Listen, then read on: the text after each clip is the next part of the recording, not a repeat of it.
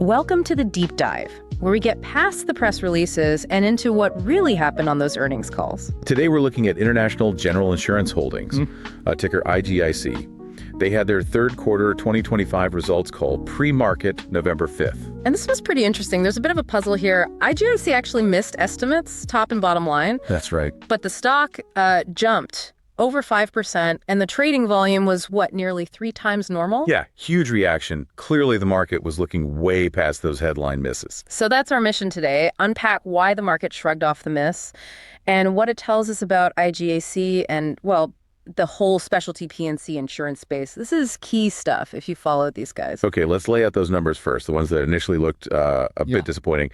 GAAP EPS came in at $0.75. Okay. But the adjusted number, the one analysts focus on, was 87 cents. And the consensus was looking for $0.91. So a miss there. And revenue? Revenue also fell short, came in at $128.6 million against estimates of about $135.4 million. That's a drop of almost 7%, 6.9% year over year. Right. So down nearly 7% on revenue, missed on adjusted EPS. Normally, that doesn't send a stock up 5%. Exactly. If you're just looking at growth, you'd scratch your head. But the story wasn't about growth this quarter. It was about something else entirely. What was the metric that grabbed everyone's attention? It was all about profitability, pure underwriting quality, and balance sheet strength. Yeah. The absolute star of the show was their combined ratio, the CR. The CR. The key metric for insurers. What was it? An amazing 76.5%. Wow, 76.5. Okay, for listeners maybe less familiar, anything under 100 means you're making an underwriting profit. Yeah. Anything consistently under 90 is considered really, really good. Exactly, and 76.5%. That's phenomenal. Yeah. Gives them serious bragging rights in the sector. So for every dollar in premiums they took in, they only paid out about 77 cents in claims and expenses. That's incredibly efficient. It really is. And that flows directly to the bottom line and shareholder value.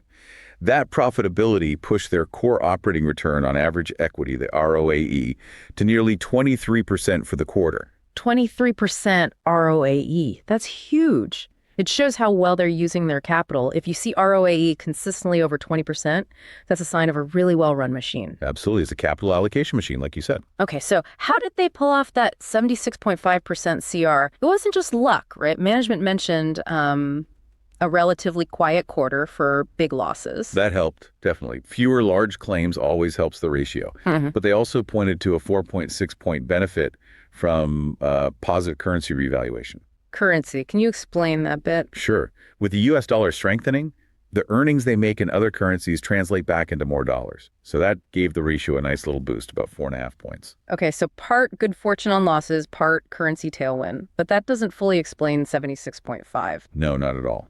The real driver, the structural reason, is something management kept hammering home. Their strong cycle management culture. Cycle management, right. Yeah. And that directly connects to the revenue drop, doesn't it? It absolutely does. Their gross premiums written, GPW, was down about 5% year over year, came in around $131 million.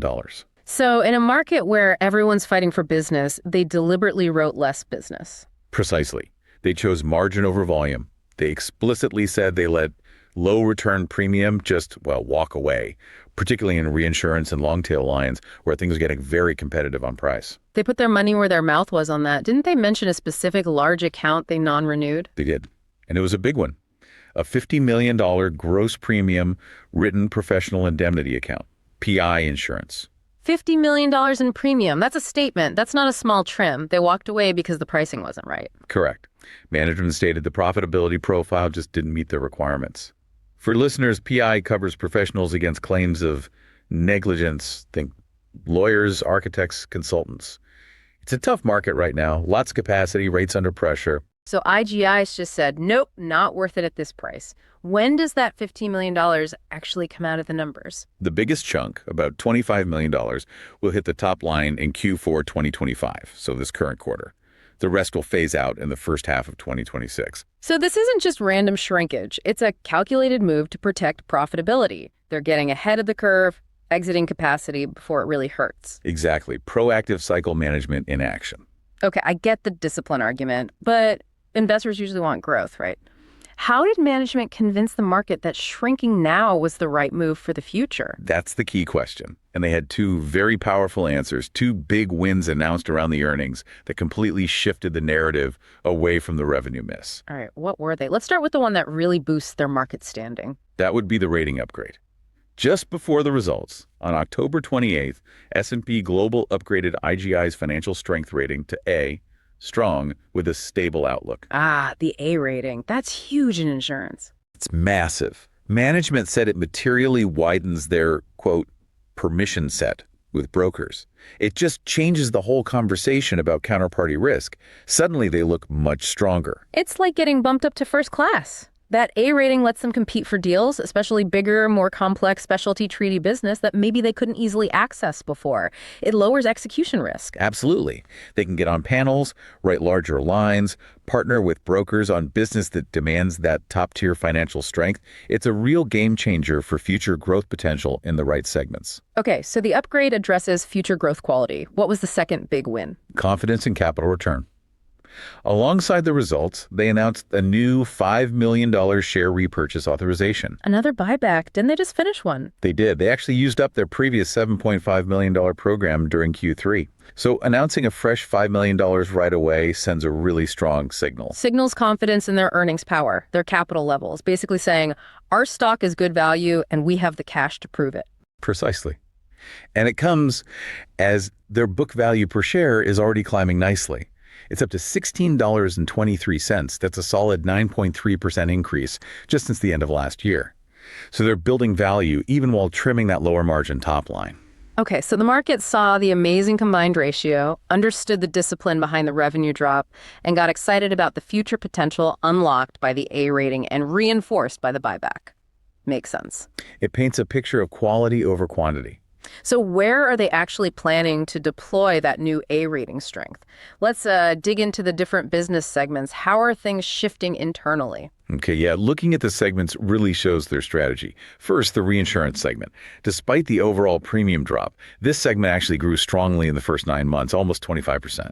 25% growth there. How does that fit with the overall decline? It wasn't just broad growth. It was very targeted.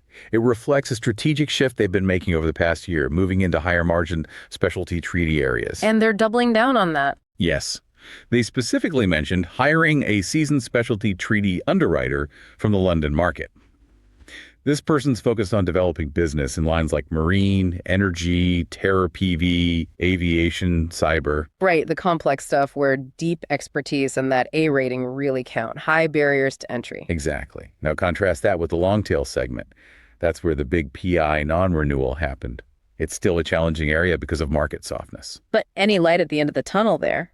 Management sounded cautiously optimistic. They noted the pace of rate decline is slowing down. They expressed hope, maybe, for signs of improvement in 2026 or 2027. Which kind of validates their decision to cut back now rather than later. It does seem well-timed. Then you have the short tail segment that's property, energy, marine direct insurance. Management described it as mixed. Still finding opportunities, though. Yeah, they highlighted healthy spots, particularly in construction and engineering. Again, it sounds like they're being very selective, focusing on specific niches, often smaller international projects, rather than just chasing volume everywhere. Surgical growth. So putting it all together, they're navigating this tricky part of the insurance cycle by, well, sticking to their guns on pricing. Absolutely. They were explicit. Right. They will not sacrifice the bottom line just to grow the top line. And getting the A rating right now, just as the market softens broadly, gives them the firepower to cherry pick the best risks while others might be scrambling. Makes sense. So looking ahead, no formal guidance on EPS or revenue, but the strategy seems crystal clear. Maintain that underwriting profit, use the A rating to selectively grow in high-margin specialty lines. That's the plan. So for you listening, what are the key things to watch going forward? The catalysts. I'd say three main things. One, can they keep that combined ratio consistently below 90%, ideally closer to where it is now, even if large losses tick up a bit? Sustaining that profitability is job one. Okay. Makes sense. Two, we need to see proof that the A rating is actually translating into new, profitable business. Evidence of premium reacceleration, but specifically in those targeted specialty lines. Show us the benefit of that upgrade. Right. Growth driven by the rating. And third, Just executing on that new buyback. Deploying that $5 million effectively signals continued confidence and returns capital. So sustain the margin, prove the rating works for growth, and keep returning capital seems clear. It really does feel like they're playing a different game than some competitors. It raises a really interesting question for investors, doesn't it? How do you actually, play this? An insurer deliberately shrinking volume but delivering best-in-class profits. Right. Which brings us to our This Is Not Financial Advice segment. If we were, hypothetically, pitching an idea based on this call to an investment committee, what would it be? Okay, so not advice, purely hypothetical. Yeah. But the outrageous but plausible idea here could be a profitability pair trade. A pair trade. Okay. Long one, short another. What's long? You go long, IGIC. Mm-hmm. The bet is simple. They can keep that core operating ROAE humming along near that 23% mark we saw this quarter, or at least stay very high. And the A rating de-risks that thesis somewhat. Significantly. It lowers execution risk, and it gives them access to those high-margin specialty lines, marine, cyber, aviation, treaty business, where competition is maybe less cutthroat on price alone, and that A rating is almost a requirement. Okay, long IGIC, based on sustained high-quality profitability, now supercharged by the S&P upgrade. What's the short side of the pair? You short a competitor. Specifically, you look for an insurer known to be chasing volume right now, maybe one that's aggressively competing in those reinsurance or long-tail PI markets that IGIC just demonstrably walked away from. So short the company that's prioritizing top-line growth over margin in the softening segments. Exactly. The thesis is IGIC's discipline protects their capital and positions them for profitable niche growth thanks to the upgrade. Meanwhile, the volume chaser is likely to see their margins get squeezed badly as the market continues to soften. You're betting on the divergence in combined ratios, not the headline revenue numbers. Betting on quality winning out over quantity over, say, the next year or so. Yeah. Interesting. Okay, that's the hypothetical trade. Again, definitely not financial advice, just an idea sparked by the call. Understood. So let's wrap this up. What's the big takeaway here?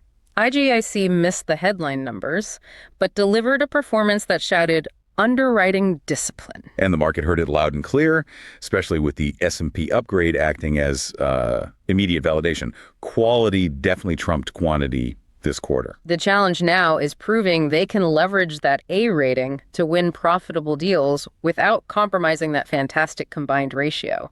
That's the story to watch. Absolutely. Can they translate that rating into high margin wins? That's the next chapter. Okay, so our final provocative thought for you to chew on. We heard management say the rate declines in the tough long-tail segment are finally slowing.